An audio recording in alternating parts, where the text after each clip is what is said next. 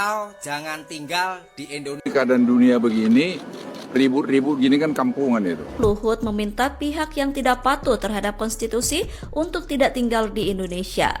Hai guys, jumpa lagi di Bang Jaka Channel. Kali ini kita bakal bahas statement vote dari Luhut Panjaitan yang bikin gempar netizen guys.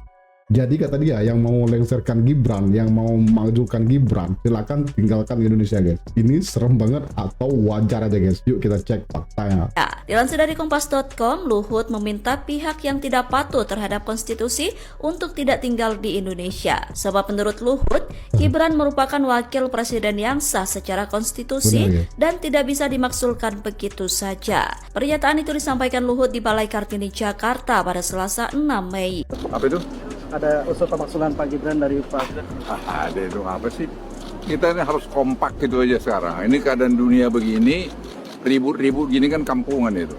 Kita harus fokus gimana mendukung pemerintahan itu dengan baik. Berarti sama sekali Presiden Prabowo itu tidak menegur Panglima TNI terkait mutasi Panglima? Tidak ada, saya tahu itu.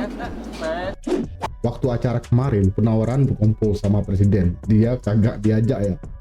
Ketua Dewan Ekonomi Nasional Luhut Binsar Panjaitan menyentil Forum Purnawirawan TNI yang meminta Gibran Rakabuming Raka dicopot dari jabatan Wakil Presiden. Luhut yang juga merupakan Purnawirawan TNI itu meminta pihak yang mengusulkan pemaksulan Wakil Presiden untuk tidak tinggal di Indonesia. Dilansir Langsung usir warga negara sendiri guys.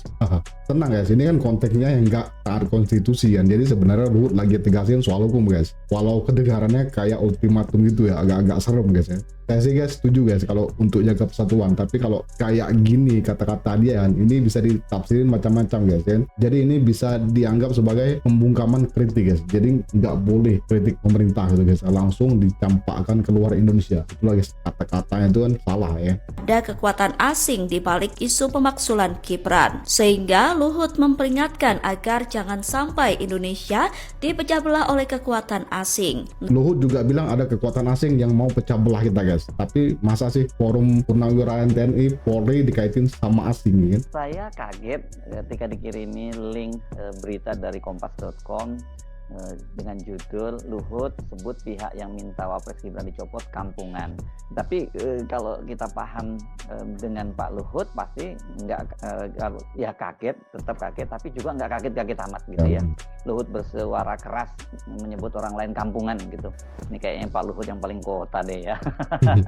Luhut misalnya itu pernah menyebut OTT yang dilakukan oleh KPK itu kampungan gitu ya. Bahkan ini membuat para investor nggak berani masuk ini. Dan kemudian juga Luhut bahkan ini di KPK dia menyebut KPK itu menangkap pelaku korupsi itu kampungan. Dan Luhut tuh ngomong begitu itu di kantor KPK langsung loh ya. Jadi dia nggak main belakang-belakangan ya gitu. Orangnya memang seperti itu ya, belak-belakan saja gitu.